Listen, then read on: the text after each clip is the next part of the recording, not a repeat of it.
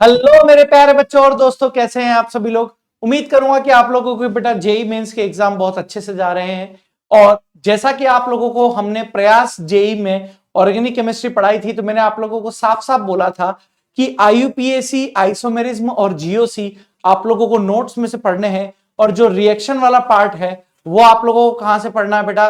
Reaction वाला part आप लोगों को एनसीईआरटी में से पढ़ना था। और आप लोगों को पता भी पड़ गया होगा, जो आप लोगों ने एग्जाम दिए हैं वहां पर आप लोगों को पता पड़ गया है कि बेटा कितनी सारी रिएक्शंस आप लोगों के एनसीईआरटी वाले पोर्शन में से आई है, सभी चीजें। और केमिस्ट्री तो बिल्कुल एनसीईआरटी बेस्ड रही है। और ये चीजें मैं आप लोगों को बार बार बोलता था कि बेटा एनसीईआरटी पर फोकस करो, लेकिन आप लोग उस टाइम पर हमारी बात को समझते नहीं थे, हम लोगों को बेवकूफ समझते थे। हालांकि बेवकूफ तो आज भी आप लोग समझते हो कि टीचर बेवकूफ होता है, लेकिन ऐसी बात नहीं है। कभी कभी टीचर की बात सुन लेनी चाहिए, क्या पता फायदा हो जाए। चलिए खैर, नेवरदलेस अगर हम आज की बात करें बेटा आप लोगों से, तो आज हमारे पास जो टॉपिक है वो सॉल्ट एनालिसिस है बेटा। ठीक है, सॉल्ट एनालिसिस।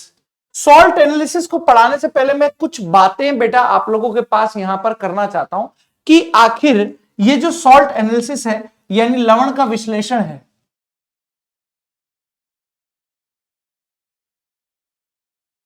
सॉल्ट एनालिसिस यानी लवण का विश्लेषण,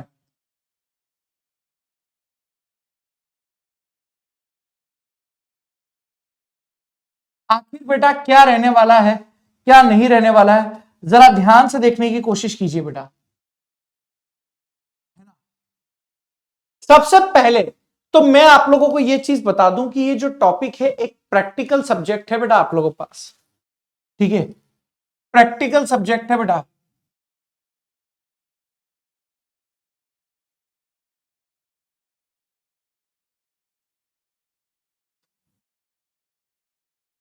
प्रैक्टिकल सब्जेक्ट है।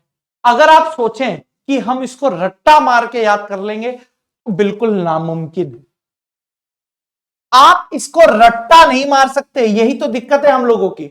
जब हम लोग स्टूडेंट्स थे तब हम भी यही समझते थे कि इस टॉपिक को हम रट्टा मार के कर लेंगे, लेकिन एक्चुअली में जैसे जैसे थोड़ा दिमाग आता गया, थोड़ी किताबें पढ़ते गए, थोड़े बड़े होते गए, थोड़े एग्जाम देते गए, तो समझ में आया कि बेटा रट्टा का ये टॉपिक नहीं है, ये एनालिसिस का टॉपिक है। और सब किसी भी चीज का जब आप एनालिसिस कर पाते हो ना, वो आप तभी कर सकते हो जब आप लंबे समय तक किसी चीज का अध्ययन कर रहे हो, उसके बारे में सोच रहे हो कि आखिर ये कैसे हो रहा है। तो अगर आप ये सोच रहे हो कि इसको रट के निकाल लेंगे तो नामुमकिन सा है। आप 2 दिन, 4 दिन, 5 दिन, 6 दिन के लिए याद रख लोगे, लेकिन उसके बाद फिर भूल जाओगे, फिर आप लोगों को याद करना पड़ेगा, फिर भूलोगे, फिर याद करना पड़ेगा। इसका मतलब सॉल्ट एनालिसिस को लगातार आपको याद रखना है तो उसका एकमात्र है कि अगर आप लोगों ने एक्सपेरिमेंट किया हुआ है, अगर आप लोगों ने अच्छे तरीके से स्कूल में एक्सपेरिमेंट किया हुआ है, तो बेटा वहां पर यह चीज बेटा आप लोगों के लिए बहुत ही ज्यादा लाभदायक रहने वाली है, अगर आप लोगों ने एक्सपेरिमेंट किया हुआ है तो। क्योंकि विदाउट एक्सपेरिमेंट आप इसको यहां पर डिटेल से स्टडी नहीं कर पाओगे। क्यों? क्योंकि सर यहां पर विभिन्न प्रकार के, ध्यान से देखना, यहां पर विभिन्न प्रकार के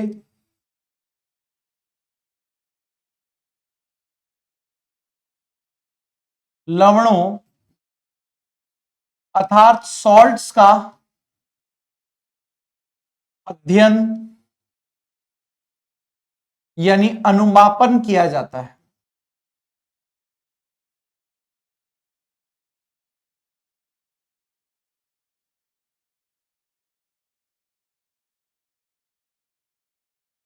अध्ययन यानी क्या किया जाता है बेटा? अनुमापन आप लोगों के पास यहां पर किया जाता है, जहां पर विभिन्न प्रकार की गैसेस निकलती हैं, विभिन्न प्रकार के अवशेप्स का निर्माण होता है, विभिन्न प्रकार के आयंस का निर्माण होता है। ठीक है, विभिन्न प्रकार के अन्य यौगिक का निर्माण होता है, जिसके रंग अलग होते हैं, जिसकी स्मेल अलग होती है। ठीक है, जिसकी आइडेंटिफिकेशन अलग होती है। यानी यहां पर जो सॉल्ट्स आप लोगों के पास होंगे, यहां पर उनका डिफरेंट तो डिफरेंट टाइप का उनका कलर होगा, यहां पर डिफरेंट टाइप की उनकी स्मेल्स होंगी, डिफरेंट टाइप की उनकी क्या होगी बेटा, स्मेल्स होगी। ठीक है, डिफरेंट टाइप की वहां पर आप लोगों के पास बॉइलिंग पॉइंट होगा, उनका मेल्टिंग पॉइंट होगा, यानी डिफरेंट टाइप की उनकी केमिकल प्रॉपर्टीज होगी, केमिकल एंड फिजिकल प्रॉपर्टीज होगी। और इन सब के बेसिस पर हम लोग उनको सेपरेट करेंगे कि कहां पर कौन सी रिएक्शन बेटा आप लोगों को देखने को मिलेगी। इनके आधार पर बेटा हम यौगिकों को एक दूसरे से सेपरेट करेंगे। इनके आधार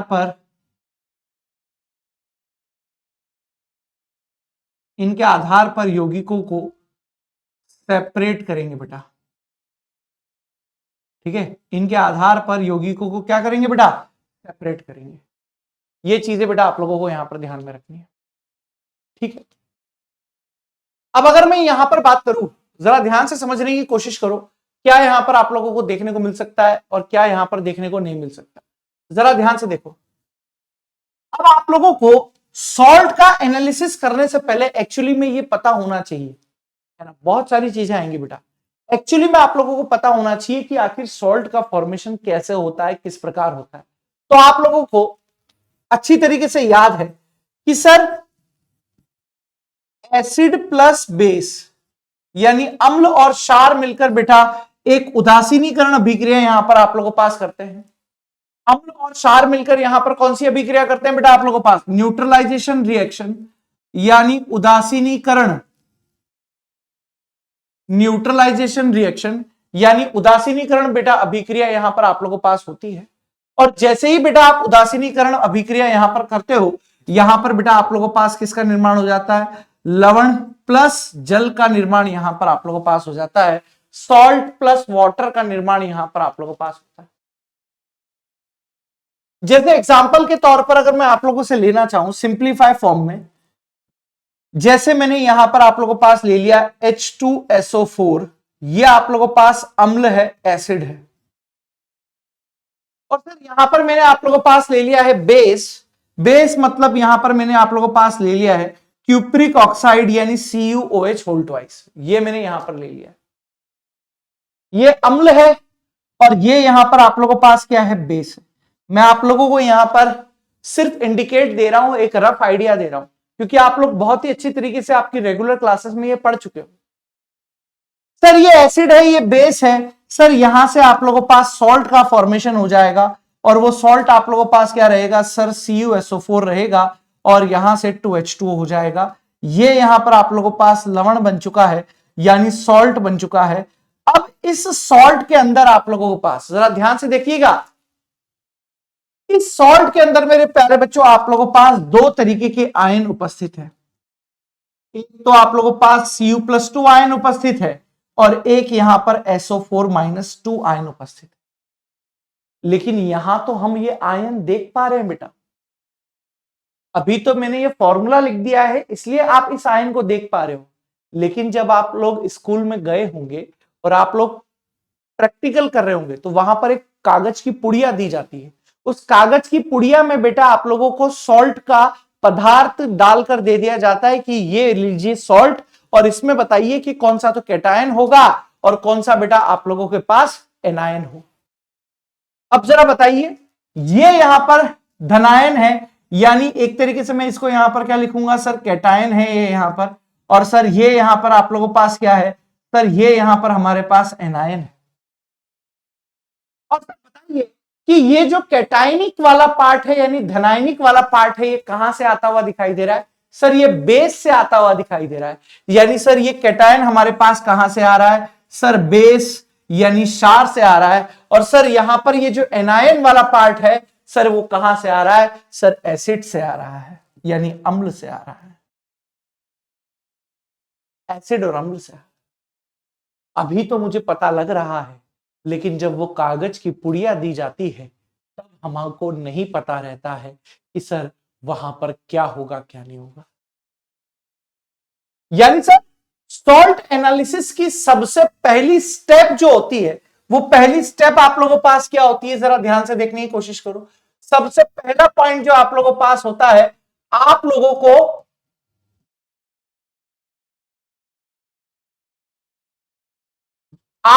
को एक पुड़िया दी जाती है, ठीक है, unknown unknown salt unknown salt दिया जाता है। क्या दिया जाता है बेटा आप लोगों के पास? अननोन सॉल्ट दिया जाता है और बोल दिया जाता है कि इसमें एसिडिक रेडिकल को पहचानिए और इसमें बेसिक रेडिकल को पहचानिए। यहां पर आप लोगों को पास क्या दे दिया जाता है बेटा? एसिडिक रेडिकल को पहचानिए और बेसिक रेडिकल को पहचानिए।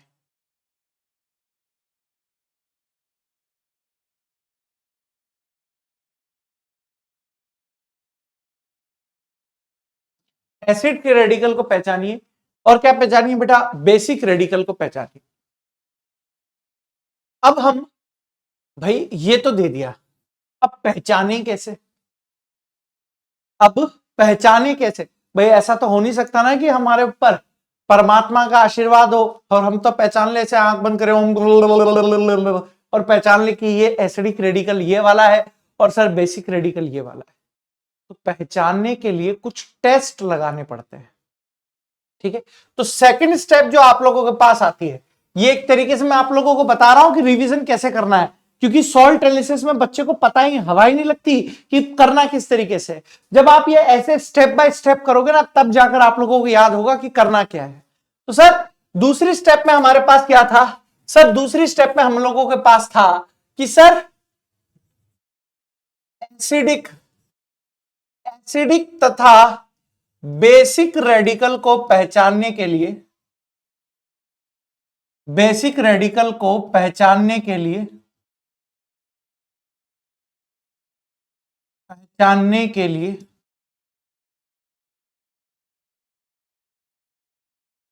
तीन प्रकार के टेस्ट लगाए जाते हैं।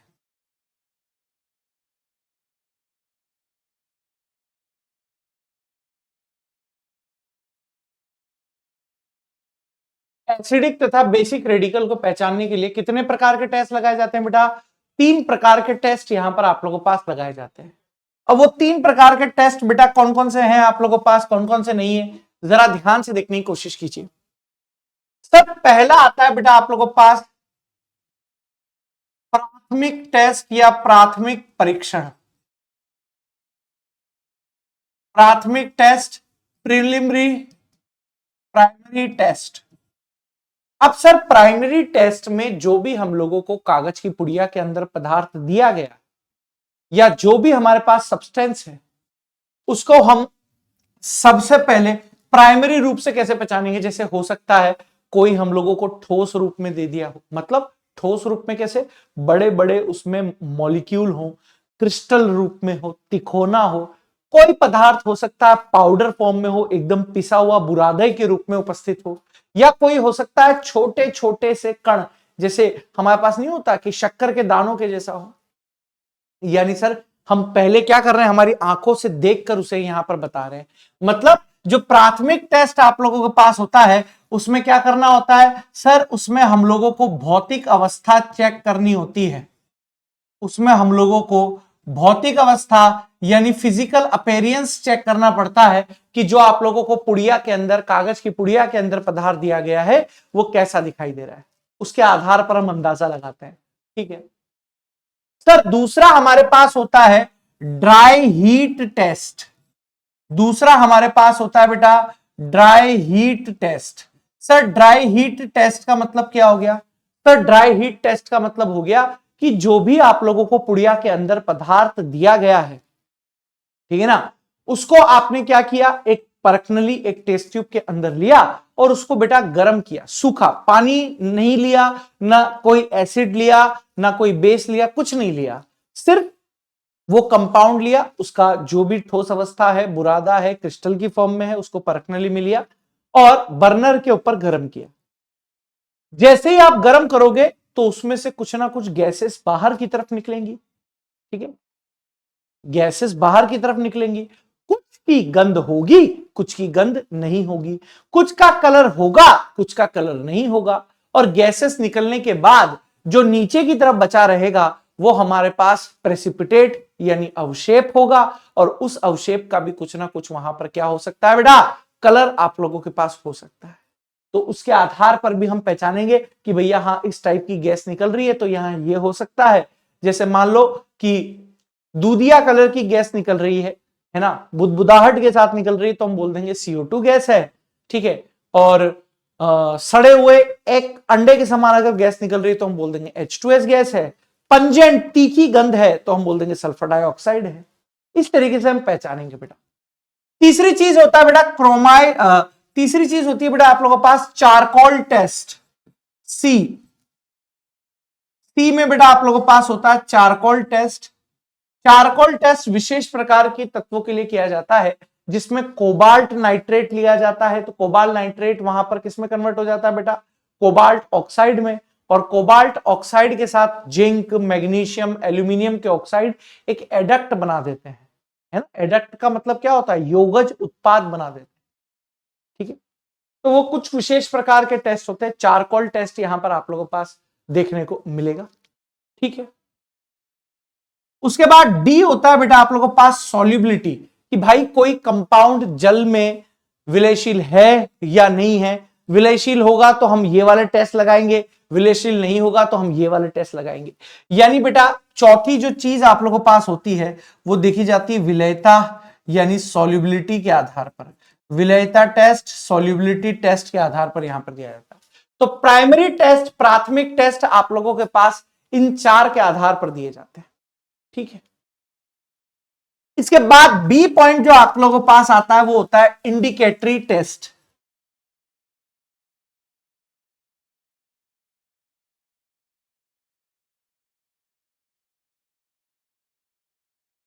इंडिकेटरी टेस्ट संकेतात्मक परीक्षण। अब क्या होता है, इसका मतलब क्या नहीं होता है जरा देखो। हमने प्रारंभिक टेस्ट से मान लो पता लगा लिया कि भाई साहब यहां पर हमारे पास जो पदार्थ है उसके अंदर CO2 उपस्थित है। हमको ऐसा अंदाजा लगा, कंफर्मेशन नहीं हुआ, हमने इन सारे प्रारंभिक परीक्षण से यह पता लगाया कि हाँ हो सकता है सर इसमें CO2 आप लोगों के पास उपस्थित है, ठीक है।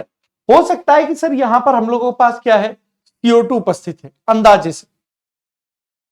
अब हम लोग क्या करेंगे, CO2 का परीक्षण करेंगे कि ठीक है मुझे लग रहा है कि इसमें CO2 उपस्थित है, तो आइए जरा चेक करके देखते हैं कि CO2 के परीक्षण यहां पर होगा कि नहीं होगा। तो CO2 के लिए मैं उसमें क्या करूंगा सर, कैल्शियम CO2 को कैल्शियम ऑक्साइड के साथ सर यहां पर रिएक्शन करवाऊंगा, कैल्शियम कार्बोनेट करेगा, दूधिया कलर, इस टाइप से वहां पर आप लोगों के पास रिएक्शन होती हुई जाएगी। तो सर एक तरीके से यहां इंडिकेटरी हो गया है, मतलब हां सर इस परीक्षण से मैंने पता लगा लिया कि एक निश्चित रूप से सर इसमें CO2 उपस्थित है, ये पता लगा लिया।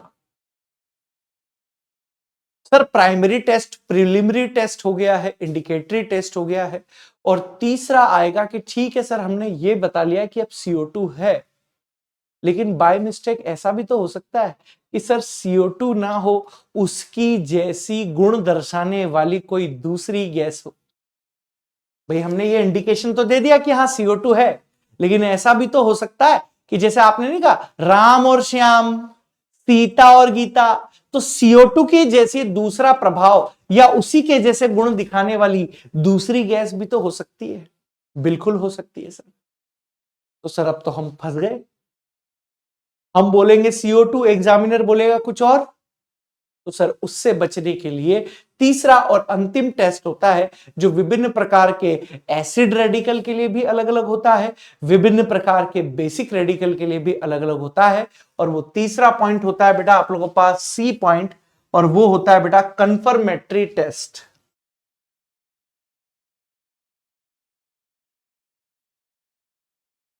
कंफर्मेटरी टेस्ट ये आप लोगों के पास तो पूरे सॉल्ट एनालिसिस में आप लोगों ने रेगुलर क्लास में ये तीन ही चीजें पढ़ी होंगी बेटा। पूरे के पूरे सॉल्ट एनालिसिस में रेगुलर क्लास के अंदर ये तीनों चीजें आप लोगों को डिटेल से पढ़ाई गई है। मैं इसको यहां पर पढ़ाकर आप लोगों का टाइम वेस्ट नहीं करूंगा। मैं ये सारी चीजें दोबारा पढ़ाकर आप लोगों का टाइम वेस्ट नहीं करूंगा। ये चीजें बेटा आप लोग ऑलरेडी ऑलरेडी क्लास के अंदर डिटेल से पढ़ चुके हो।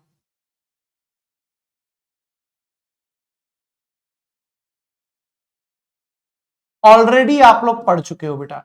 ये सारी की सारी चीजें ऑलरेडी आप लोग क्लास के अंदर डिटेल से पढ़ चुके हैं। मुद्दा क्या है? मुद्दा क्या है कि सर हम लोगों के पास क्वेश्चन किस तरीके से पूछा जाएगा, किस तरीके से नहीं पूछा जाएगा। मुद्दा यह है बेटा। और मैं अगर आप लोगों को यहां पर समझाऊं कि क्वेश्चन आप लोगों के पास किस तरीके से पूछा जा सकता है, किस तरीके से नहीं पूछा जा सकता है, तो बड़ा ही एक सिंपल सा लॉजिक है। आप लोगों के पास ज्यादातर जो आपको याद रखने हैं वो याद रखने हैं कंफर्मेटरी टेस्ट, और याद करने हैं बेटा हीटिंग इफेक्ट और थर्मल स्टेबिलिटी। मैं आप लोगों को बता देता हूं कि क्वेश्चन कहां से आप लोगों के पास आएगा बेटा। मैं एक बार आप लोगों को बता देता हूं, क्वेश्चन यहीं से आएगा। क्वेश्चन यहीं से आएगा बेटा आप लोगों के पास।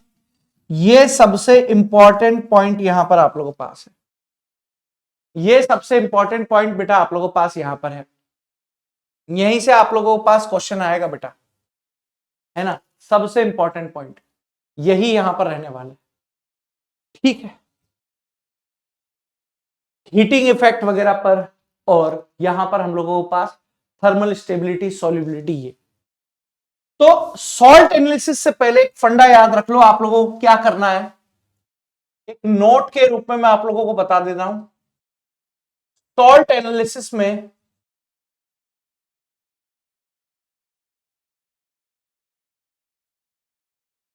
सॉल्ट एनालिसिस से पहले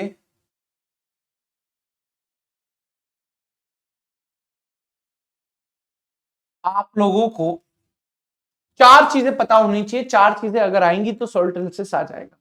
सर चार चीजें कौन कौन सी आप लोगों को रिवाइज करनी है? सर पहली चीज हीटिंग इफेक्ट, सबसे इंपॉर्टेंट चीज। ये अभी मैं आप लोगों को बता दूंगा। हीटिंग इफेक्ट आप लोगों के पास क्या रहेगा क्या नहीं रहेगा वो मैं आप लोगों को बता दूंगा। सेकंड चीज भी मैं आप लोगों को बता दूंगा बेटा। वो क्या है बेटा? थर्मल थर्मल स्टेबिलिटी, तापीय स्थायित्व,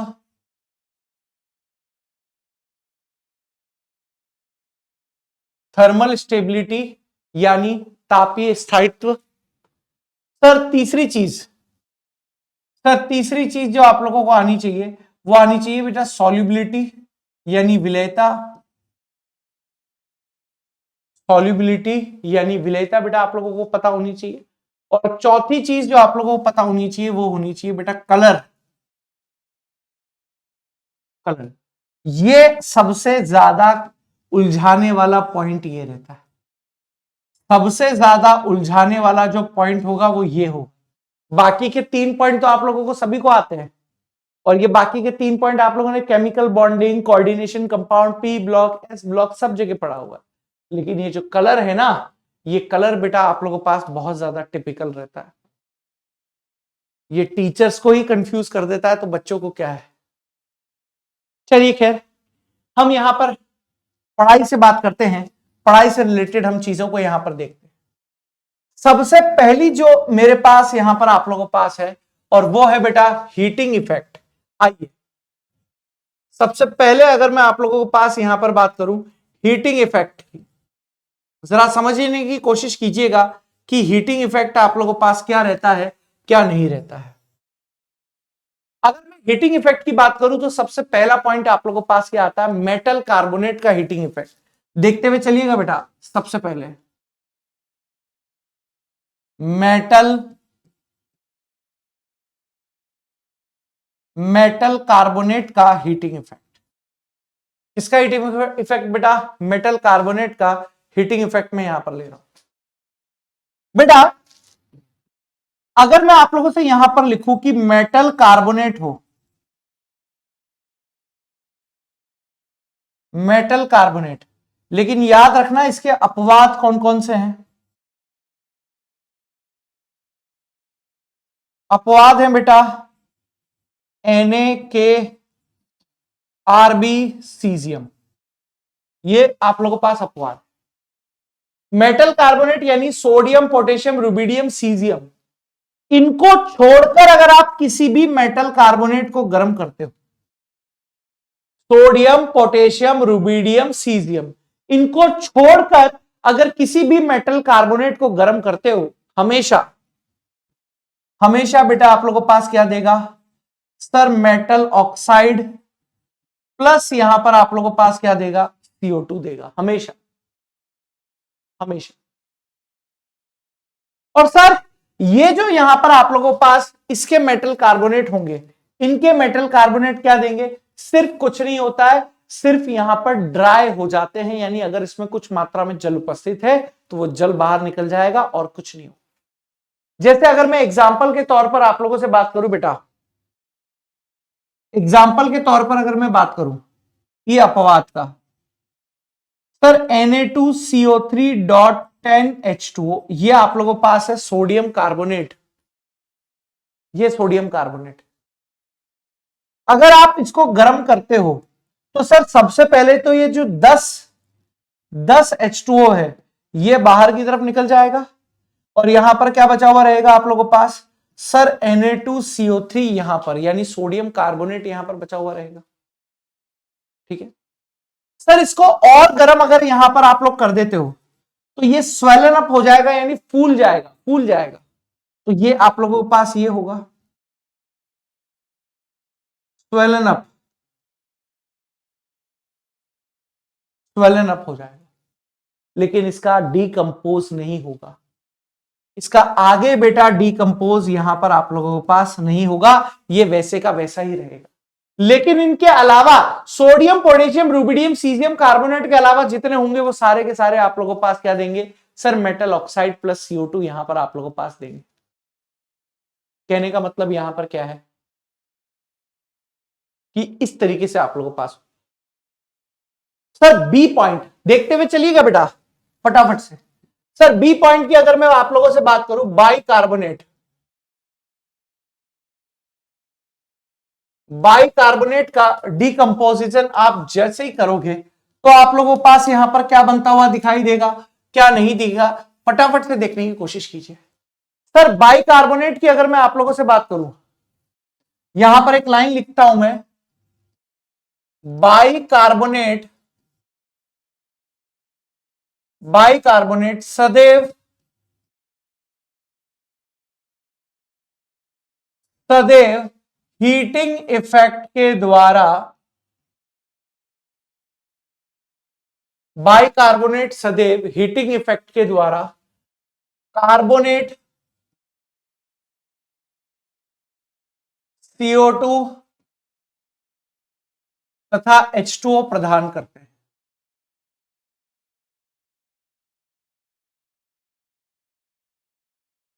H2O प्रदान करते हैं आप लोगों के पास, बाइकार्बोनेट सदैव हीटिंग इफेक्ट के द्वारा कार्बोनेट CO2 और H2O प्रदान करते हैं। जैसे एग्जाम्पल के तौर पर अगर मैं 2NaHCO3 ले लूं, इसका मैं हीटिंग इफेक्ट कराऊं तो यहां से मेरे पास 2Na2CO3 प्लस का CO2 प्लस का H2O यहां पर हम लोगों के पास मिलेगा। बैलेंसिंग आप स्वयं कर सकते हैं, बैलेंसिंग नहीं कर रहा हूं मैं, ठीक है, बैलेंसिंग आप स्वयं कर सकते हैं बेटा। चलिए सर तीसरा पॉइंट आप लोगों के पास यहां पर क्या आता है, फटाफट से देखने की कोशिश करो। Sir C point, sir C point यहां पर आप लोगों के पास जो देखने को मिलेगा वो क्या देखने को मिलेगा, आइए सर सी पॉइंट मिलेगा नाइट्रेट यौगिकों का हीटिंग इफेक्ट, नाइट्रेट यौगिकों का heating effect.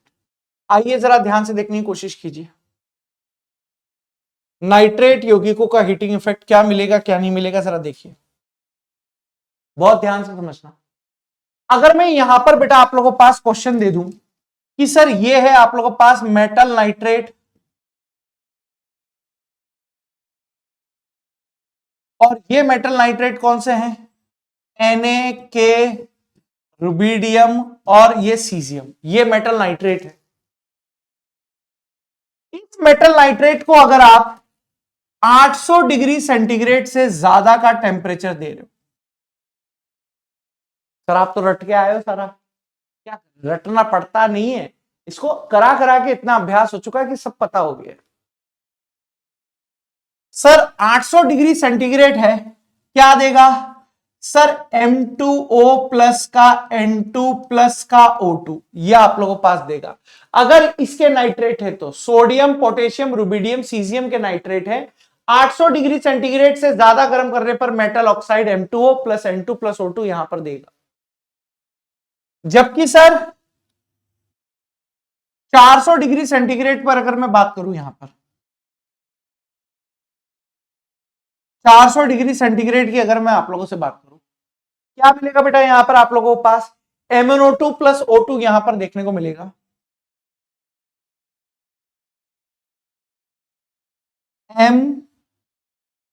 MnO2 plus O2 metal, और यहां पर आप लोगों के पास नाइट्रोजन डाइऑक्साइड यहां पर मिलेगा। लेकिन ये सब किसके लिए है, सोडियम, पोटेशियम, रुबिडियम और सीजियम के लिए। इनके अलावा बाकी कोई सा भी आ जाए मेरे प्यारे बच्चों, इनके अलावा बाकी कोई सा भी हो जाए, other all metal nitrate, other all metal nitrate, और उनका थर्मल डिकम्पोज करने पर आप लोगों को मिलेगा sir MnO2 plus MnO2 plus, नहीं, metal oxide plus NO2 plus O2, metal oxide plus NO2 plus यहां पर आप लोगों के पास क्या मिलेगा, O2, metal oxide plus NO2 plus O2 यहां पर आप लोगों को पास देखने को मिलेगा। यह आप लोगों के पास बेटा क्या हो गया, नाइट्रेट कंपाउंड का थर्मली डिकम्पोज यहां पर आप लोगों के पास। चलिए आगे का मैं आप लोगों से बात करता हूं बेटा यहां पर हैलाइड्स कंपाउंड का। हैलाइड कंपाउंड का कैसे आप हीटिंग इफेक्ट यहां पर करोगे, डी पॉइंट, डी पॉइंट बेटा हैलाइड कंपाउंड,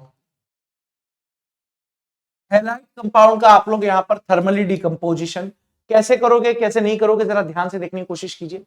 सर यहां पर कुछ नहीं है, FeCl3 ले लो, सर यहां पर आप लोग AuCl3 ले लो, ठीक है, FeCl3 ले लिया, AuCl3 ले लिया, ठीक है, फिर यहां पर PbCl4 आप लोग ले लीजिए। क्या होगा यहां पर आप लोगों के पास, क्या नहीं होगा, जरा ध्यान से देखिए। सर ये हैलाइड कंपाउंड्स है आप लोगों के पास, जनरली अगर आप बोल रहे हो तो ये आप लोगों के पास P एंड D ब्लॉक के हैलाइड्स है, P एंड D ब्लॉक के हैलाइड्स है, तो कोवेलेंट नेचर यानी सहसंयोजक प्रवृत्ति के आप लोगों के पास होंगे। तो सर यहां से क्या निकल जाएगा, सर यहां से हाफ Cl2 गैस, सर यहां से भी आप लोगों के पास यहां पर से Cl2 गैस, और सर यहां से भी Cl2 गैस आप लोगों के पास रिलीज हो जाएगी, ठीक है। सर यहां पर आप लोगों के पास FeCl2 बचा हुआ रहेगा, सर यहां पर AuCl2 बचा हुआ रहेगा, सर यहां पर आप लोगों के पास PbCl2 बचा हुआ रहेगा। यानी हैलाइड कंपाउंड का कभी भी आप थर्मली यानी हीटिंग इफेक्ट देते हो तो आप लोगों के पास हेलोजन गैस निकल जाएगी, और क्या बचा हुआ रहेगा बेटा, यहां पर कम ऑक्सीकरण अंक वाला हैलाइड कंपाउंड बचा हुआ रहेगा। सर ई पॉइंट, ई पॉइंट यहां पर आप लोगों के पास क्या है, sir hydrated, sir hydrated, sir hydrated, hydrated halide salts की बात अगर मैं करूं, हाइड्रेटेड हैलाइड्स की अगर मैं बात करूं आप लोगों के पास क्या मिलेगा, क्या नहीं मिलेगा, जरा ध्यान से देखने की कोशिश करो। सर अगर मैं कोवेलेंट और आयनिक रेडिकल्स की बात करूं या क्लोराइड सॉल्ट की बात करूं इस तरीके से,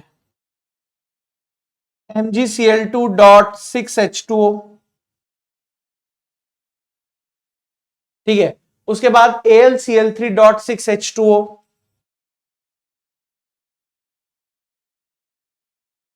ठीक है, आगे आगे लिख सकते हो बेटा आप क्या, FeCl3 डॉट 6H2, ये आपने बेटा ले लिए। ये आप लोगों के पास कैसी नेचर के हैं बेटा? कोवेलेंट मेटल क्लोराइड है।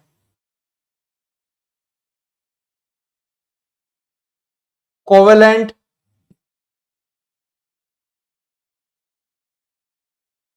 मेटल क्लोराइड है।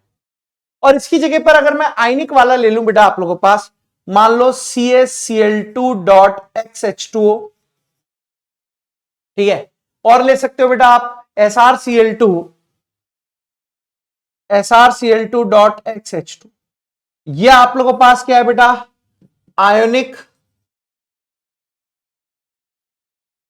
आयोनिक मेटल क्लोराइड है।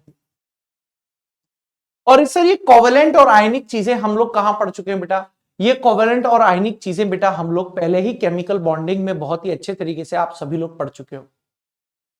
नहीं पढ़ चुके हो? बिल्कुल।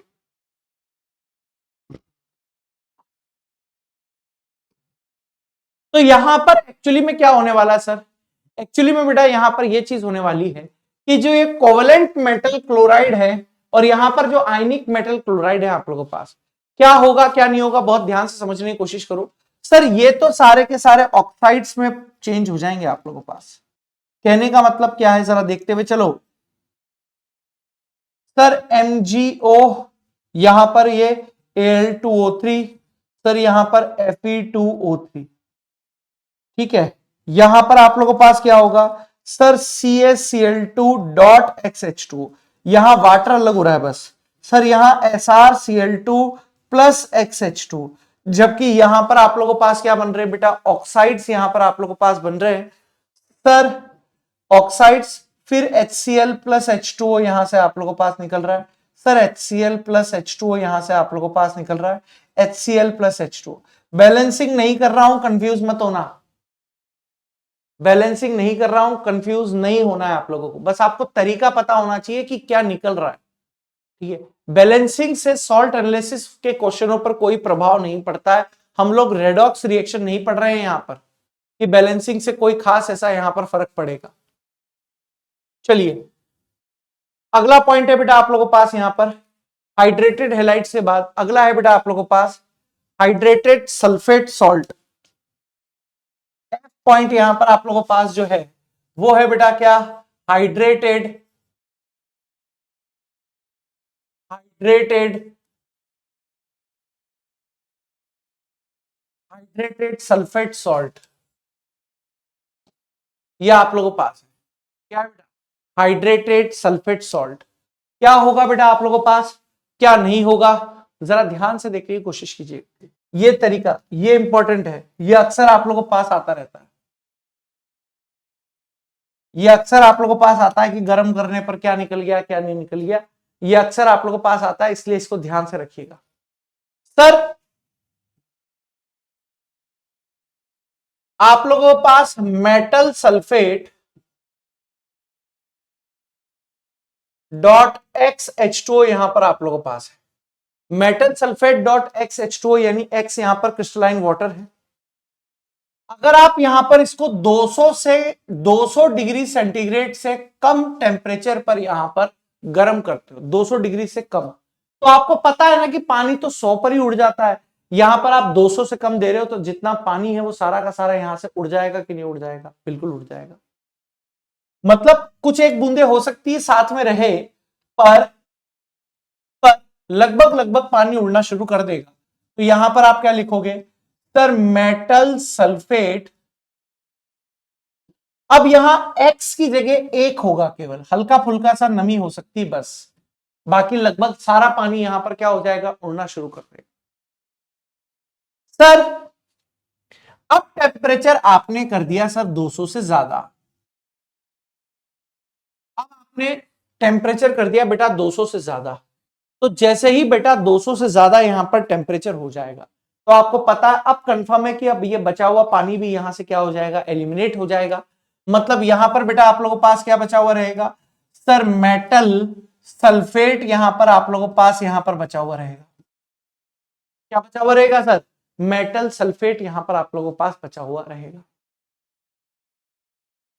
सर इस मेटल सल्फेट को अगर मैंने 800 डिग्री सेंटीग्रेड से ज्यादा दे दिया, इस मेटल सल्फेट को अगर 800 से ज्यादा दे दिया, तो मेटल ऑक्साइड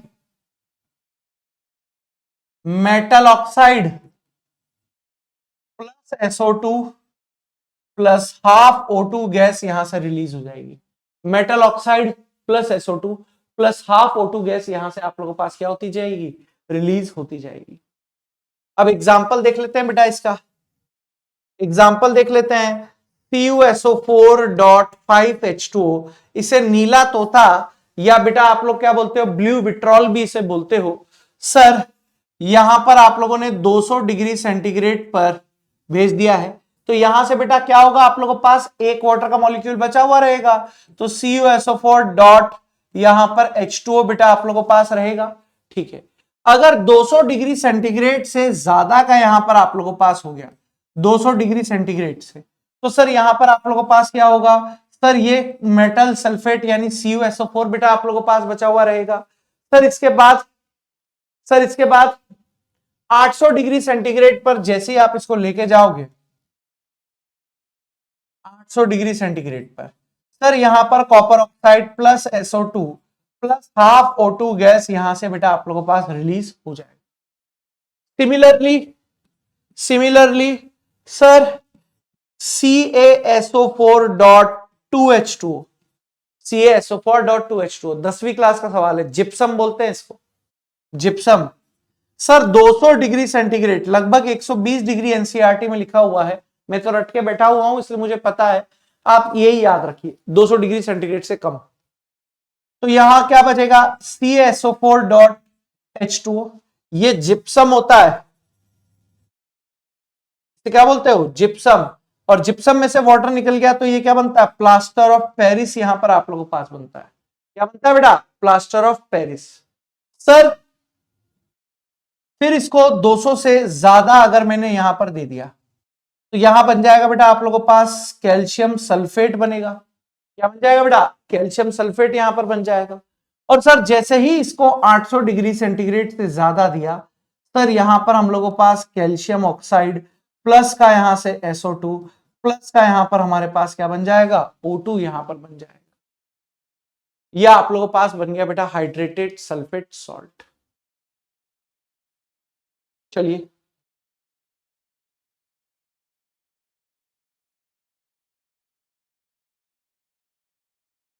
जी पॉइंट लेते हैं बेटा हम लोग यहां पर। जी पॉइंट आप लोगों के पास कौन सा है बेटा, जी पॉइंट है बेटा यहां पर, बहुत ध्यान से देखिएगा, अमोनियम सॉल्ट का हीटिंग इफेक्ट।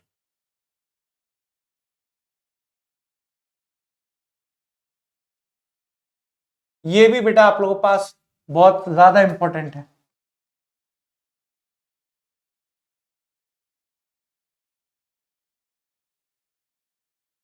ये भी बेटा आप लोगों के पास बेहद ही ज्यादा इंपॉर्टेंट है, ध्यान दीजिएगा। क्या लिख रहा हूं मैं आप लोगों के पास, पॉइंट क्या लिख रहा हूं,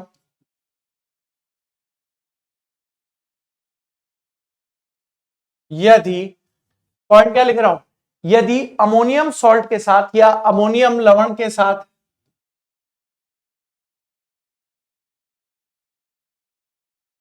प्रबल ऑक्सीकारक,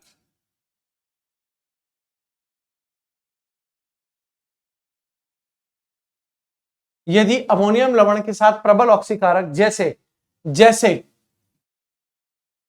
जैसे Cr2O7-2 PlO4 IO3 minus NO3 negative NO2 negative हो तो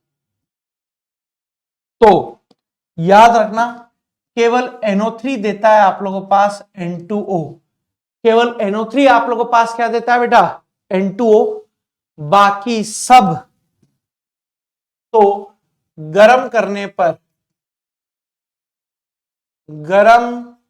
पर N2 गैस प्रदान करते हैं। गर्म करने पर क्या प्रदान किया जाता है बेटा, आप लोगों के पास N2 गैस यहां पर प्रदान की जाती है। ठीक है, दूसरा पॉइंट यहां पर आप लोगों के पास जो याद रखना है, ये पॉइंट्स याद रखने बेटा, इनसे क्वेश्चन सॉल्व होंगे सॉल्ट एनालिसिस के। यदि यदि अमोनियम लवण के साथ यदि अमोनियम लवण के साथ दुर्बल ऑक्सीकारक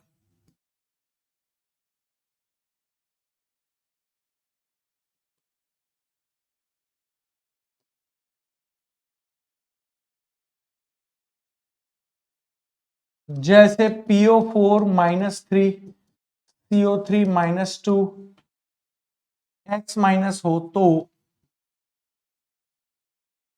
गर्म करने पर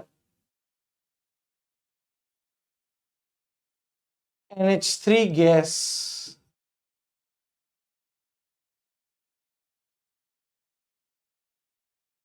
NH3 गैस प्रदान करते हैं। यह आप लोगों के पास किसका हो गया बेटा, हीटिंग इफेक्ट, अमोनियम लवण का heating effect. Sir H point, ये जितने मैंने आप लोगों को पॉइंट लिखवाए ना हीटिंग इफेक्ट के, अगर आपने ये भी कर लिया ना, अगर आपने ये 4 पॉइंट भी कर लिया, आपका सवाल गलत नहीं होने वाला। ये 4 पॉइंट अगर आपने कर लिए, ये तो बहुत ही मुश्किल है। कलर वाला तो आप जाने कितने सॉल्ट है, सबके कलर याद नहीं रख सकते, तो इसको तो छोड़ दो। लेकिन अगर आपने ये 3 चीज भी ऊपर वाली कर ली ना, आपके सारे सवाल सही हो जाएंगे। अगर आपने ऊपर की 3 चीज भी कर ली तो, यानी सर, यानी ये हो गया। लास्ट पॉइंट है यदि यदि oxide oxide noble noble element के हों,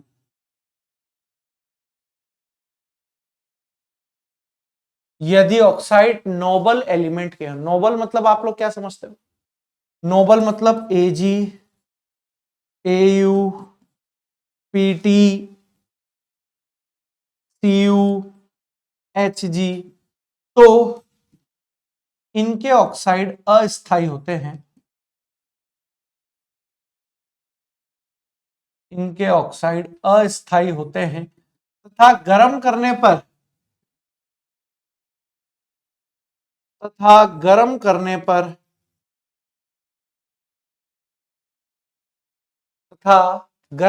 पर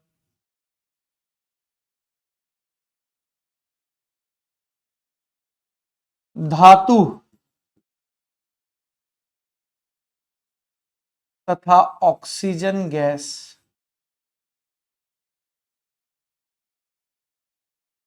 प्रदान करते हैं। ठीक है, ये पॉइंट क्लियर है आप लोगों के पास? यस।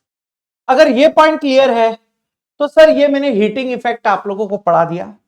अब अगला पॉइंट यहां पर क्या था, थर्मल स्टेबिलिटी यानी तापीय स्थायित्व का। देख लो इधर, फंडा देख लो उसका भी,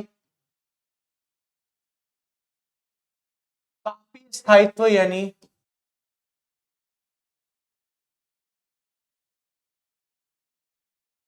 थर्मल स्टेबिलिटी, तापीय स्थायित्व यानी थर्मल स्टेबिलिटी की मैं आप लोगों से बात कर रहा हूं। क्या देखने को मिलेगा यहां पर, क्या देखने को मिलेगा बेटा यहां पर, जरा देखिए, अगर आप लोगों के पास बहुपरमाणविक ऋणायन हो, बहुपरमाणविक ऋणायन जैसे CO3-2 PO4-3 CH3CO- HCO3- हो, है ना, यदि बहुपरमाणविक ऋणायन हो तो thermal stability inversely proportional to 1 ध्रुवणता, और ध्रुवणता बराबर होता है बेटा आप लोगों के पास charge of cation, inversely proportional to size of cation. ये आप लोगों के पास रहेगा, ये आप लोगों के पास रहेगा। और एक परमाणविक ऋणायन हो, एक परमाणविक एक परमाणविक ऋणायन हो तो जैसे H माइनस,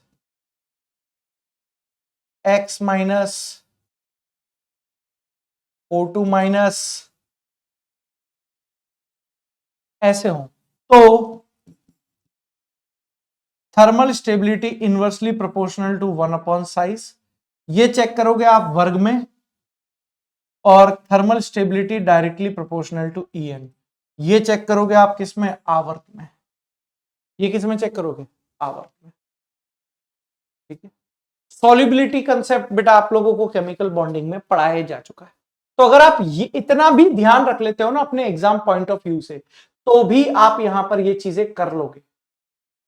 अब सर आप तो क्वेश्चन बताओ तब जाकर हम लोग मानेंगे। हाय मोरी मैया, ये तो पहला ही सवाल खतरनाक आप लोगों ने पूछ लिया। पहला ही सवाल बेटा आप लोगों ने यहां पर पूछ लिया। क्या सवाल है जरा देखो, यहां पर एक शब्द आया है सर, नीला मनका बनता है। नीला मनका यानी ये बोरेक्स मनका टेस्ट के बारे में पूछ रहे। ये क्वेश्चन बेटा आप लोगों के पास किसका आ गया, ये क्वेश्चन जो आया है आप लोगों के पास, ये बोरेक्स मनका टेस्ट है, यानी मन का परीक्षण है बेटा। ये मन का परीक्षण का क्वेश्चन आ गया, बोरेक्स बीट टेस्ट आ गया ये आप लोगों के पास, बोरेक्स बीट टेस्ट। अब क्या होता है क्या नहीं होता जरा ध्यान से देखने की कोशिश कीजिए। सर इस बोरेक्स बीट टेस्ट का जो उपयोग आप लोगों के पास किया जाता है, ये किसके लिए किया जाता है, संक्रमण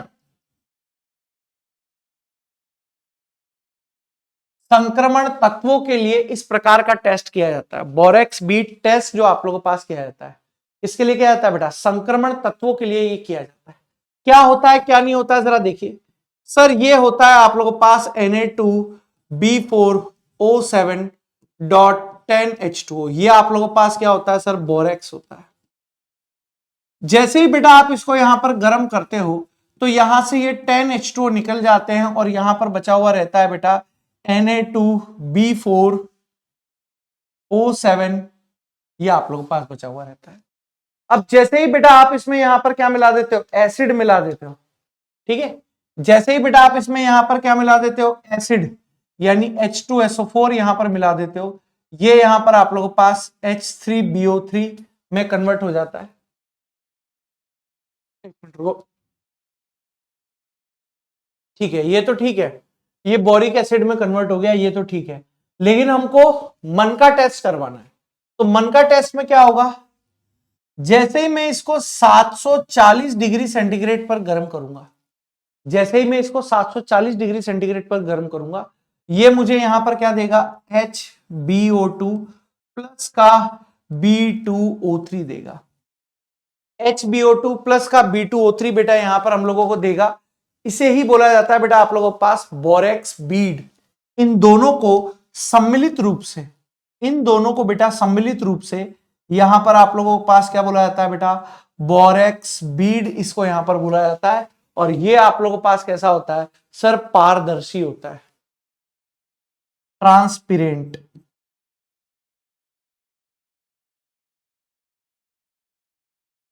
यह आप लोगों के पास कैसा होता है सर, पारदर्शी होता है, यानी ट्रांसपेरेंट होता है। और इस HbO2 को बेटा आप यहां पर क्या लिख सकते हो, BO2-1 भी लिख सकते हो, यानी ये यहां पर आप लोगों के पास क्या होता है सर, मेटाबोरेट यहां पर आप लोगों के पास होता है। ये यहां पर क्या होता है बेटा आप लोगों के पास, मेटाबोरेट होता है। तो अगर मैं आप लोगों से बात करूं बेटा यहां पर सर, Cu जो होता है आप लोगों के पास, Cu, Cu, Cu+1, Cu+1 या Cu+2, Cu+1 होता होगा मेरे हिसाब से, नहीं Cu+2 है। ठीक, तो जो Cu+2 है बेटा आप लोगों के पास, ये यहां पर इस BO2-1 से रिएक्ट करेगा, तो ये बेटा CuBO2 ये बना देता है, और इसका कलर होता है बेटा आप लोगों के पास ब्लू। ठीक है, सिमिलरली सर Fe3 जो आप लोगों के पास होगा, वो यहां पर आप लोगों को पास देता है बेटा येलो कलर। अब मेरे तो रटे हुए हैं इसलिए, सर Cr+3 यहां पर आप लोगों को पास देगा sir green colour. Sir CO+2 यहां पर आप लोगों को पास देगा sir dark blue colour, dark blue colour. Sir Mn+2 यहां पर आप लोगों को पास देगा पिंकिश, पिंकिश या कभी कभी यहां पर क्या बोल देते हैं बेटा वॉयलेट कलर भी यहां पर बोल देते हैं, ठीक है। और Ni+T, Ni+3 या आप लोगों को पास यहां पर कैसा देगा Ni+3 बेटा आप लोगों को पास यहां पर देगा ब्राउन, सॉरी Ni+2 है, ये यहां पर कौन सा देगा ब्राउन। तो अब बताओ सर गर्म करने पर तो ये CO+2 ही है, तो CO+2 और BO2-1 ये रिएक्ट करके यहां पर क्या दे देगा COBO2 यहां पर दे देगा डार्क ब्लू। तो अब इतने सारे कलर याद रखने पड़ेंगे बेटा, ठीक है। अब ये तभी आएंगे जब आपने एक्सपेरिमेंट कर करके देखा हो। देखो मैंने तो किसी जमाने में एक्सपेरिमेंट किए हुए हैं, ठीक है। हाँ अब वो एक्सपेरिमेंट के बेसिस पर मेरी मेमोरी सेट है, इसलिए मेरे बात जैसे ही पढ़ता हूं तो मुझे ये सारी चीजें याद हो जाएंगी। तो आंसर जो आप लोगों के पास जाएगा वो कौन सा हो जाएगा, ऑप्शन फर्स्ट हो जाएगा। सर आगे आइए, क्वेश्चन को पढ़िएगा कि निम्न में से कौन सा लवण गर्म करने पर भूरे रंग का अपशिष्ट यहां पर आप लोगों को पास देगा।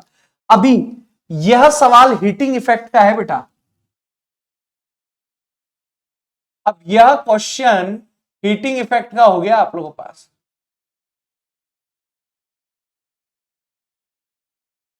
हीटिंग इफेक्ट का क्वेश्चन हो गया। अब देखिए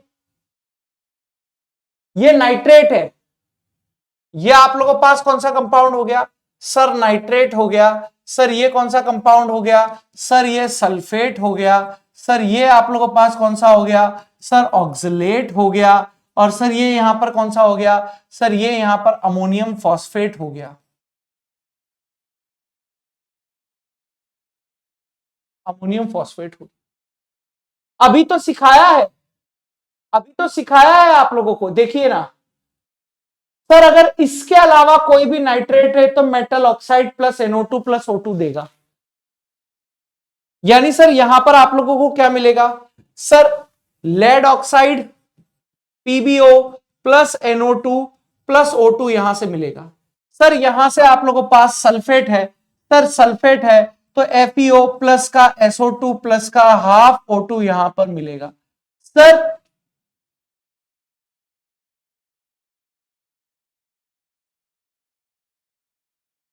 Fe2O3 देता है मेरे हिसाब से, है ना। Fe2O3 यहां पर बिल्कुल सही है, ये Fe2O3 देता है, ठीक है।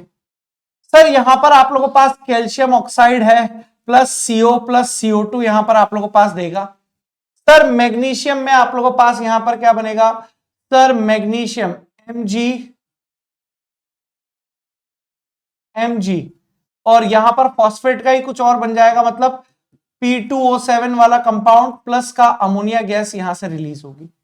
अब यहां पूछा क्या गया है आप लोगों के पास, यहां पर पूछा गया है सर भूरे रंग का अवशेप, अवशेप प्रेसिपिटेट अपशिष्ट। तो सर ये जब भूरे रंग का होगा ना तो भूरा रंग बेटा लेड ऑक्साइड का तो नहीं होता सर, कैल्शियम ऑक्साइड का भी भूरे रंग का नहीं होता, सफेद कलर का होता है, येलोइश कलर का होता है।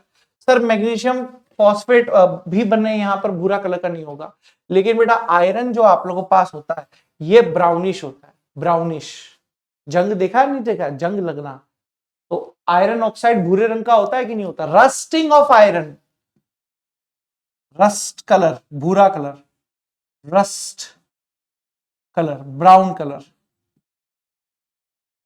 तो आंसर जो आप लोगों के पास यहां पर जाएगा वो ऑप्शन बी हो जाएगा। सिंपल वही, ये सवाल वापिस हीटिंग इफेक्ट का हो गया बेटा आप लोगों के पास।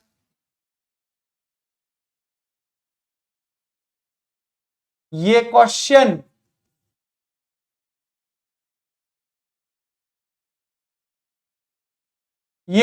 बेटा आप लोगों के पास वापिस किसका हो गया, हीटिंग इफेक्ट का हो गया। कैसे सर ये यहां पर आप लोगों के पास क्या दिया हुआ है, सर ये हमारे पास नाइट्रेट कंपाउंड दिया गया है, सर ये हमारे पास वापस सल्फेट कंपाउंड दिया हुआ है, सर ये यहां पर हमारे पास कार्बोनेट दिया हुआ है, सर ये हमारे पास ऑक्सलेट दिया हुआ है, ऑक्सलेट दिया हुआ है। अब अनुचुंबकीय और अम्लीय गैस यहां बोल दिया गया है, अनुचुंबकीय और अम्लीय गैस ये यहां पर बोला हुआ है, अनुचुंबकीय और अम्लीय गैस यहां पर आप लोगों के पास, अनुचुंबकीय मतलब पैरामैग्नेटिक नेचर की आप लोगों को देखनी है, तो ऑड इलेक्ट्रॉन होने चाहिए, ऑड इलेक्ट्रॉन युक्त गैस। अब आ जाओ, सर नाइट्रेट को गर्म करोगे, मैग्नीशियम नाइट्रेट को, तो magnesium oxide plus NO2 plus का O2 निकलेगा। NO2 गैस पैरामैग्नेटिक भी होती है यानी अनुचुंबकीय भी होती है, और सर अम्लीय भी होती है, एसिडिक in नेचर भी होती है। सर सल्फेट में वही Fe2O3 बनेगा, साथ में SO2 प्लस O2 यहां पर आप लोगों के पास होगा, तो अम्लीय हो सकती है, एसिडिक है इसलिए अम्लीय है, लेकिन बेटा अनुचुंबकीय नहीं होगी। सर कार्बोनेट को गर्म करोगे, Fe2O3 या FeO प्लस CO2 भी लिख सकते हो, प्लस CO2 गैस, तो CO2 तो बिल्कुल अम्लीय नहीं है। सर ऑक्सलेट में आप लोगों के पास CO प्लस CO2 ये भी नहीं होगा, तो बेटा यहां से जो गैस आप लोगों के पास अम्लीय वाली दिख रही है वो केवल एक ही है, और वो क्या है, NO2। ये P ब्लॉक का क्वेश्चन हो गया एक तरीके से।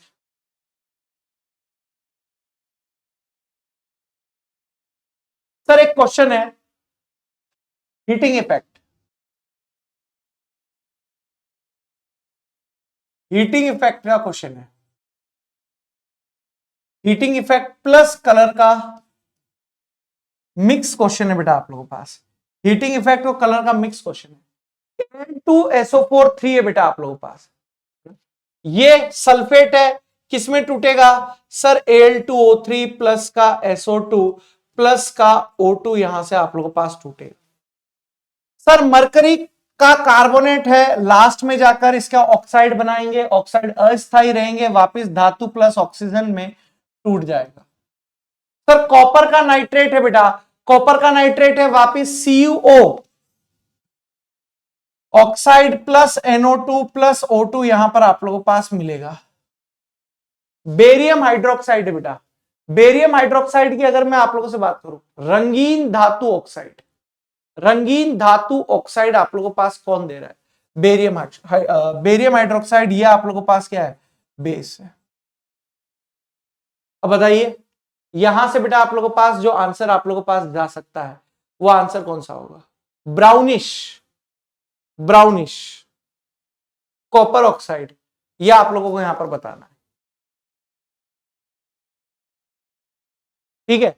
तो आंसर यहां पर देखो, ऑक्साइड कौन सा रंगीन होगा, तो यहां पर ये वाला आंसर आप लोगों के पास जाएगा, ब्राउनिश कलर का होगा, ब्राउनिश कलर, ये व्हाइट होता है वो व्हाइट होगा, बेरियम हाइड्रोक्साइड भी व्हाइट होगा, ये भी आप लोगों के पास मरकरी कलरलेस या शाइनी कलर बोल सकते हो, व्हाइट बोल सकते हो, है ना, ये ब्राउनिश होगा।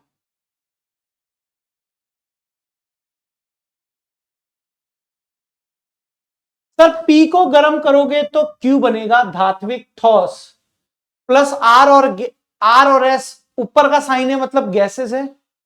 सर X को गर्म करोगे Y बनेगा उभयधर्मी, R और S भी यहां पर क्या है बेटा आप लोगों के पास गैसेस है, ये आप लोगों के पास। अब अगर मैं यहां पर बात करूं आप लोगों से, जरा ध्यान से देखने की कोशिश कीजिए, यहां पर सर धात्विक ठोस और यहां पर बेटा उभयधर्मी, सर धात्विक ठोस है, इस पर गौर करो, यानी केवल धातु की फॉर्म में यहां पर आप लोगों के पास होगा, धातु की फॉर्म में, ऑक्साइड की फॉर्म में नहीं होगा, और यहां ये ऑक्साइड की फॉर्म में होगा। तो धातु आप लोगों के पास किसकी बनी होनी चाहिए बेटा, नोबल तत्वों से मिलकर बनी होनी चाहिए आप लोगों के पास, यानी CuAg, सॉरी Hg, PtAu ये आप लोगों के पास होनी चाहिए। Ag है, लिथियम है, Hg है, कैल्शियम है। कैल्शियम बेसिक है, उभयधर्मी नहीं है, तो ये वाला ऑप्शन कट गया। सर लिथियम आप लोगों के पास बेसिक है, ये वाला ऑप्शन कट गया। ये बेसिक है इसलिए ये वाला ऑप्शन आप लोगों के पास कट गया। सर दो ऑप्शन कट चुके हैं। सर ये नोबल गैस नहीं है इसलिए ये वाला कट गया। तो सर ये वाला यहां पर नोबल तत्व है, बिल्कुल ठीक है। और सर ये यहां पर BeAlPbZn, BeAlPbZn और ये SN, ये सारे के सारे कैसे होते हैं बेटा आप लोगों के पास उभयधर्मी प्रकृति के होते हैं, उभयधर्मी प्रकृति के होते हैं। तो आंसर बेटा इसका सही जो जाएगा वो बी जाएगा। कुछ करना ही नहीं था, थोड़ा सा दिमाग लगाते तो भी ये क्वेश्चन सॉल्व हो जाता। सर आगे, निम्न वियोजन अभिक्रिया में से ऑक्सीजन गैस उत्पादित नहीं होती, ये आप लोगों को बताना। बेटा K2Cr2O7 को गर्म करोगे तो K2CrO4 प्लस का यहां पर आप लोगों के पास CrO3 plus oxygen, CrO3 plus oxygen यहां से आप लोगों के पास रिलीज होगा। लेड नाइट्रेट को गर्म करोगे तो lead oxide plus NO2 plus O2 यहां से भी रिलीज होगा। सर कार्बोनेट है, इसको गर्म करोगे तो सिल्वर ऑक्साइड प्लस CO2 और ये नोबल तत्व का है, आगे गर्म करने पर 2Ag प्लस का O2 गैस ये भी रिलीज कर देगा। लेकिन ऑक्सलेट आप लोगों के पास CO2 और O2 गैस रिलीज करता है, याद है CO plus CO2 gas release करता है यहां पर। तो ऑक्सीजन गैस उत्पादित कहां नहीं हो रही है सर, बी में नहीं हो। हीटिंग इफेक्ट, हीटिंग इफेक्ट का क्वेश्चन है।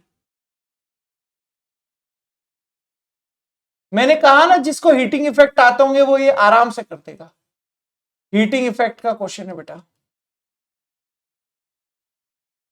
सर आगे आओ। अरे बहुत ही तगड़ा क्वेश्चन आ गया है, ये तो बहुत ही तगड़ा क्वेश्चन आ गया, सभी को आता है ये। वेरी वेरी इंपॉर्टेंट क्वेश्चन है, वेरी वेरी इंपॉर्टेंट क्वेश्चन। क्या है बेटा, बोरेक्स को निम्न पदों द्वारा क्रिस्टलीय बोरॉन में रूपांतरित किया जाता है। ये बोरेक्स है Na2B4O7। सर इसमें अगर मैं H2SO4 मिला दूं तो ये कन्वर्ट हो रहा है किसमें सर, H3BO3 में कन्वर्ट हो रहा है, ठीक है। सर इसको आप गर्म कर रहे हो तो ये यहां पर B2O3 में कन्वर्ट हो रहा है। अब सर अगर मैं यहां Mg मिला दूं, अगर मैं यहां Mg मिला दूं तो भी बोरॉन में कन्वर्ट हो रहा है। सर एल्यूमिनियम मिला दूं तो भी यहां पर बोरॉन में कन्वर्ट हो रहा है। Mg में भी बोरॉन में कन्वर्ट हो रहा है और एल्यूमिनियम में भी बोरॉन में कन्वर्ट हो रहा है। बस अंतर पड़ रहा है कि यहां पर होगा बेटा एमोर्फस और यहां पर आप लोगों के पास क्या होगा सर, क्रिस्टलीय। यहां पर आप लोगों के पास कैसा होगा सर, क्रिस्टलीय। तो बेटा क्रिस्टलीय के लिए तो हम लोगों के पास यहां पर यही आंसर जाएगा। एक्स पूछा हुआ है, वाई है, तो ये और ये आंसर आप लोगों के पास जाएगा बेटा। सर अगला क्वेश्चन, अब ये मेमोरी बेस्ड क्वेश्चन है, ये आप लोगों के पास फ्लेम टेस्ट पर आधारित क्वेश्चन है बेटा। फ्लेम टेस्ट पर आधारित क्वेश्चन है। अब इसमें मैं आपकी कोई मदद नहीं कर पाऊंगा, इसमें तो आप लोगों को कलर याद ही रखने पड़ेंगे। कलर पर आधारित क्वेश्चन है। सर विवाह के अवसर पर आतिशबाजी का उपयोग किया जाता है, निम्न में से कौन हरी ज्वाला के साथ जलता है। अब ये कलर आपको ध्यान में रखने पड़ेंगे। हरी ज्वाला के साथ बेटा बेरियम यहां पर आप लोगों के पास जलता है। निम्न में से कौन सा धनायन ज्वाला परीक्षण द्वारा पहचाना जाता है। बेटा ये तो नेस्लर अमोनियम आयनों की पहचान किससे करी जाती है, नेस्लर अभिकर्मक, नेस्लर रिएजेंट के द्वारा करी जाती है बेटा। नेस्लर रिएजेंट या नेस्लर अभिकर्मक के द्वारा। सर बेरिलियम और मैग्नीशियम Be+2 और Mg+2 ज्वाला परीक्षण नहीं देते हैं।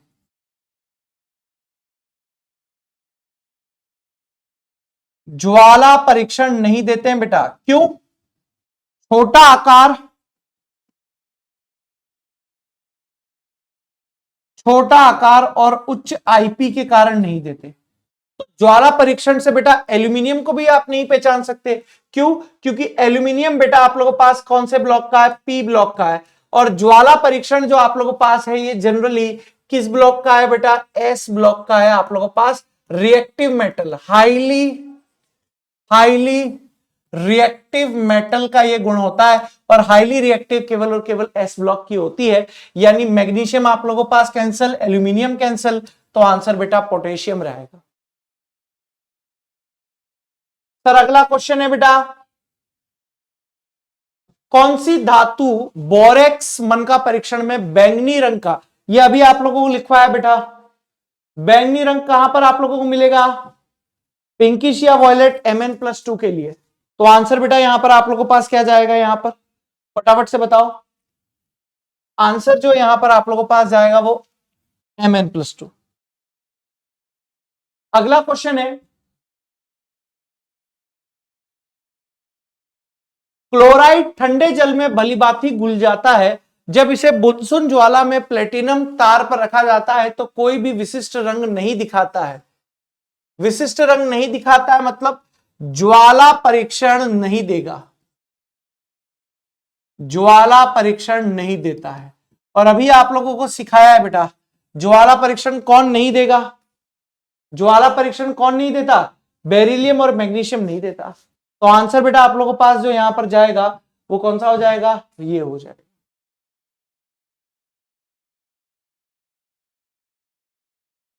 अगले क्वेश्चन पर आइए, निम्न में से कौन सा आयनों को पता लगाने के लिए प्रारंभिक परीक्षण नहीं है? ज्वाला परीक्षण है, कोबाल्ट नाइट्रेट है, भूरी वाले नहीं है। ये नाइट्रेट के परीक्षण के लिए किया जाता है, नाइट्रेट का कंफर्मेटरी टेस्ट है।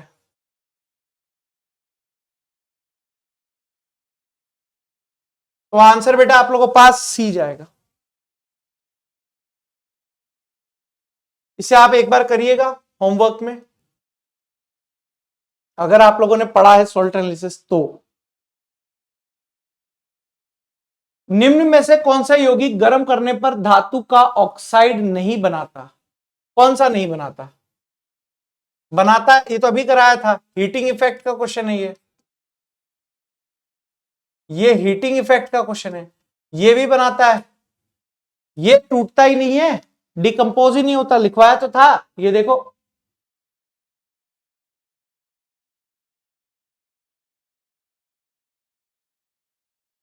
ये देखो Na के रुपीडियम और सीजियम इनके कन्वर्ट ही नहीं होते, इनके बेटा कन्वर्ट ही नहीं होते, अपवाद है ये। तो यहां पर जो आंसर बेटा आप लोगों के पास जाता हुआ दिखाई दे रहा है वो आंसर बेटा यहां पर क्या हो जाएगा बेटा आप लोगों के पास? जरा देखिए, आंसर होगा बेटा ऑप्शन सी। ऐसे ही क्वेश्चन आते हैं बेटा। अब एक आधा कोई कलर वाला फंस गया तो वो तो आपकी किस्मत है। न्यूनतम तापीय स्थायित्व वाला, ये बहुपरमाणविक ऋणायन है, इसमें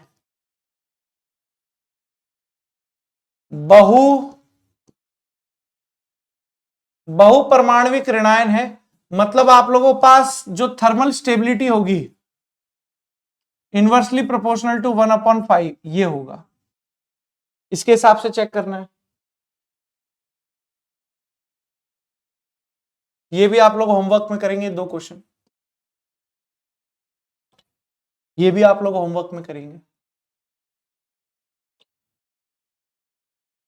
अब मैं आप लोगों को सिर्फ इतना बोलना चाहता हूं बेटा, आप लोग बहुत अच्छा कर रहे हो, बेस्टम बेस्ट कर रहे हो, बहुत अच्छा कर रहे हो, बेस्टम बेस्ट कर रहे हो बेटा। किसी भी प्रकार की कोई टेंशन लेने की जरूरत नहीं है आप लोगों को, एकदम बेस्टम बेस्ट कर रहे हो हर चीज।